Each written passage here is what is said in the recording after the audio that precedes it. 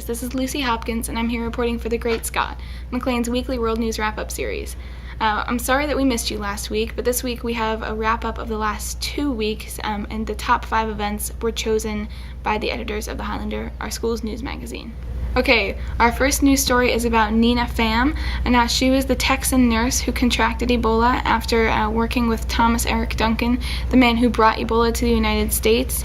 Now she has officially, as of October 24th, beaten Ebola after 13 days and will soon be cleared to leave the hospital. Okay, now in the case of Hannah Graham, a body has finally been found, although officials have yet to say if it is hers.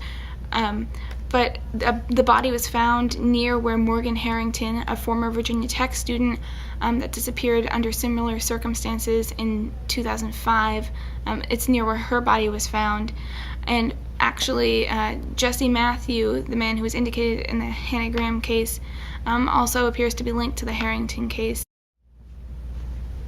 Okay, now for our pop culture update. The Queen of England has officially joined Twitter. Queen Elizabeth II sent out her first tweet earlier today, which reads, "It is a pleasure to open the Information Age exhibition today at the Science Museum, and I hope people enjoy visiting. Elizabeth R."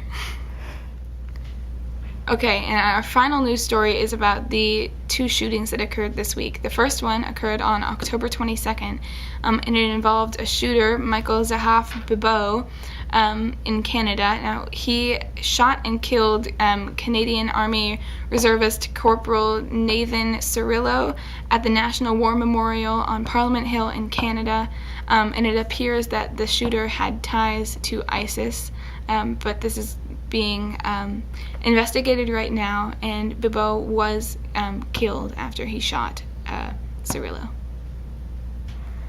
Okay, and our second shooting occurred on October 24th.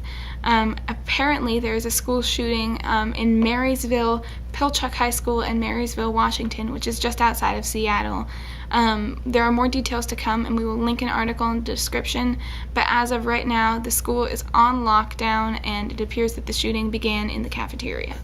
Alright, that is all we have for news this week, but if you liked this video, please like it, and if you have any comments or suggestions, please leave them in the comments section down below. We will have an article linked about the school shooting in the description box, but until then, I'm Lucy Hopkins, and this is The Great Scot, and I will see you next week. Bye!